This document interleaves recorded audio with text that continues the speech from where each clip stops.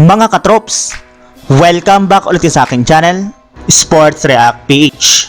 At ngayon nga ay pag-uusapan natin ang balitang nagagalit na nga po ang mga fans ng Phoenix Suns kay Kevin Durant. Pag-uusapan na rin nga natin dito sa ating panibagong video, ang balitang maglalaro na nga po si Luka Doncic next game sa Los Angeles Lakers.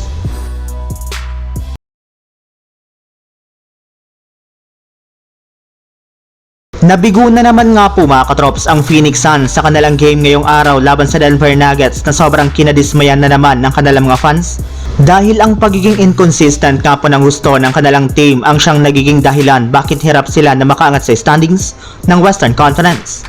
As of now nga po mga katrops ay nagdedelikado pa rin talaga ang Phoenix Suns na hindi makapasok sa playoffs at maging sa play-in tournament.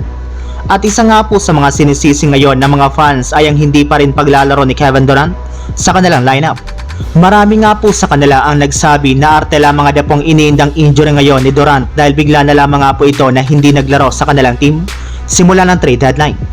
Wala rin naman nga pong inanunsyo noon ang Phoenix Suns na may tinatamo sa kanyang pangangatawan, kaya nagtataka nga po sila ba't bigla na lang itong hindi naglaro sa mga nakalipas nilang laban, kaya hinala nga po ng mga fans na ayaw na nga po nitong maglaro sa kanilang kupunan.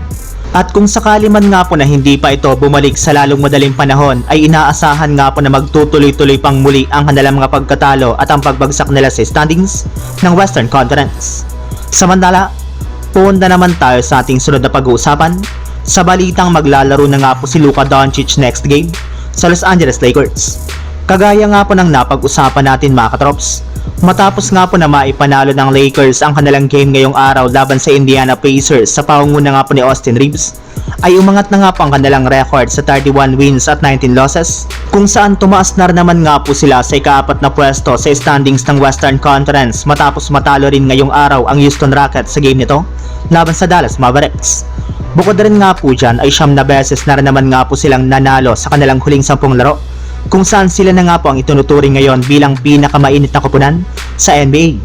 Bukod rin nga po dyan ay 1.5 games na lang naman nga po ang kalamangan sa kanila dito ng ikatlong pwesto na Denver Nuggets at 3 games na lang naman nga po ang kalamangan sa kanila ng second seed na Memphis Grizzlies. Kaya kung sakali man nga po na maipanalo pa nila ang kanilang mga susunod na laban ay hindi nga po malabo na makaangat pa sila sa standings ng West.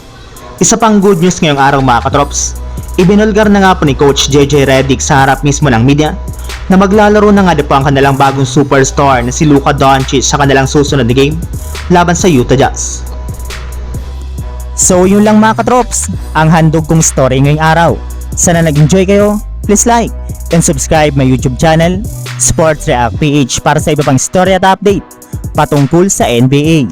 Kita-kits muli sa ating susunod na video.